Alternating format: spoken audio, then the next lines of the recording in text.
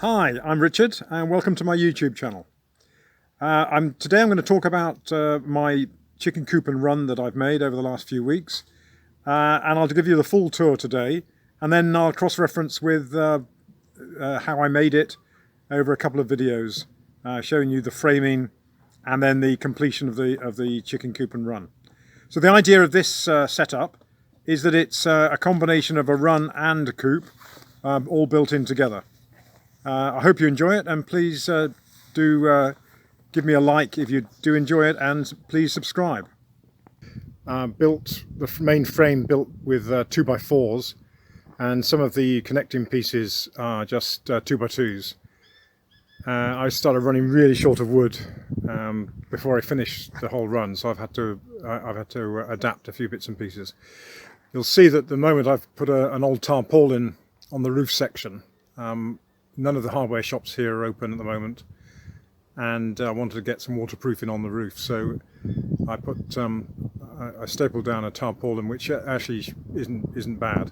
That's actually a false roof, and I'll go into that in a bit more detail in a second. So I've gone for a design that doesn't have external egg boxes. I saw that I looked at a bunch of YouTube stuff, mostly American YouTube videos of making of chicken coops, and I thought this design was particularly good, so I might as well start from the outside. So what I've done is produced a cupboard here above the egg boxes, and this is going to be a place to put spare food and bits and pieces.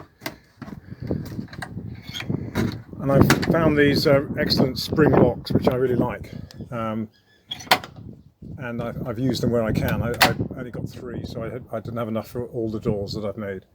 And then I put similar handles on everything. So this is the access from the outside to the egg boxes. I've done 3 egg boxes, which is more than I need, but based on the recommended 12 inches by 12 inches by 12 inches, I had enough for 3. So I thought I might as well do 3. I can always block one off if necessary.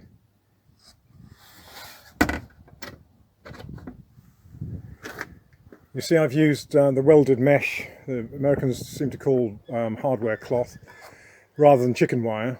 It's a bit more robust, and with kids around, they're less likely to snag it and damage it.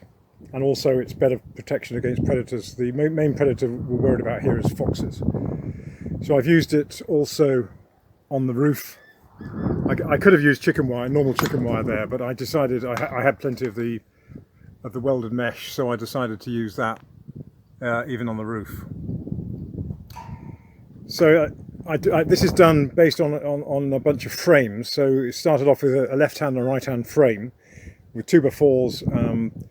And you can see inside that I've used the hen house itself is supported on a 2x4 that goes right across the width of the cage. So essentially that piece there is going to be useful as a perch, but I didn't want any legs down into the run itself. It just seemed to be not necessary, and it's perfectly well supported on the 2x4s. You'll see on the inside here I've done a small ladder going up to the hen house itself with some roughly made little latches. So it just kind of hooks on, just bent some connecting pieces to shape and hooks on there. A couple of 1x2s for the steps there. I've got a couple of lovely olive branches which I've turned into perches. That one's probably a little bit high. I need to lower that one a bit, I think, although perhaps I better jump from the ladder to the perch. That one's ideal as a nice little swinging perch down there. You'll see that I put the welded mesh on the outside of the frame everywhere I could. Where I couldn't was here because of the wall that we're up against here. So the mesh went on the inside. And you'll notice that I put the gravel behind the frame here because it's not completely flush with the wall. And I thought that was a place where predators would definitely try and get in. And I want to try and avoid that. And so the gravel will prevent a little bit anyone trying to tunnel under, and also we'll be able to see any disturbance in the gravel. I've used those capping stones as an additional barrier along the inside, and they actually go slightly underneath the frame itself. And that's true around all of the frame. There's a capping stone going all the way around the bottom of the frame. And on this side, where the ground was particularly rocky, I've put a layer of bricks on the other side of the capping stones, and then I've used a lot of stones on top. I haven't put the recommended buried wire along this side. It seemed a bit unnecessary because of the rockiness of the ground, but I may add that later. Here, adjacent to the tortoise area, I did bury some mesh about a foot out from the frame. The roof wise, I put a couple of 2x4s across. They're not doing anything structural, but that's all the wood I had left, and I joined it with a couple of 1x2s just to give something to staple the mesh onto. They're not doing anything very structural there. The run itself is very solid with the way that I've screwed together these frames. So even though there are no posts in the ground, the frames are very well secured. Right, onto the hen house itself. I put a couple of vents in here, as you can see. Maybe not enough. I might add one in the door later on. I'll have a look. But my idea is that this run is sufficiently secure not to have to lock them in at night. Lock the hens in at night, so it may be that it's not necessary to add any more vents. I put one there as well. That's from a panel of a wardrobe which I used. I did sand it down and paint it green, but the varnish that it had on originally was stained too deep in the wood, so slightly different colour than everything else, but it was exactly the right size by pure coincidence, so it was a shame not to use it. So the main door into the run is split into two.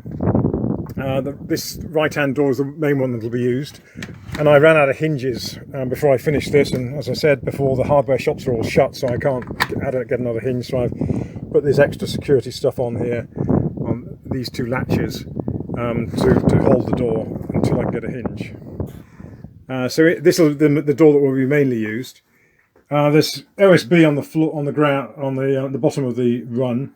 I put lino over the top of it, neither of which is secured down. I'll see how that goes. If it stays flat, then I'll leave the lino unattached so that I can pull it out for cleaning. And also, it means that any red mites or whatever that get underneath, they don't have a permanent home because of the fact that the lino is stapled down. I just put one perch in here at the moment. That's certainly enough for four birds. I may put another slightly higher one at a later point. There's the nesting boxes from the inside, and I've got a board here ready to put over those boxes because it looks as though I'm going to get a couple of young, not yet laying hens, so I want to stop them using the boxes for sleeping. This door has got the slide-in entry point, and I've put in a way of lifting it from outside using that rope down here. I'm not quite sure it needs a bit of work on that, so it's not very it sticks a little bit at the moment, but the theory is good anyway. I want to talk a little bit about how I've joined these frames together. So you'll see that I've used 3-inch screws here going through the 2-inch side into the end grain, which of course is not a great joint. I've countersunk those screws, so they're probably into the end join of the next panel by 1.5 inches or something, a little bit under 1.5 inches. But the key to these joints is, and to help make them 90 degrees, it's attaching these brackets, these angle brackets on all of the main joints like this. So these angle brackets, even though I haven't used, there's too many screw holes, but so I haven't put screws in all the holes. But this does give, A, it gives you a nice right angle, and B, it's much better of securing that joint than just having the screws into the file into the end grain of the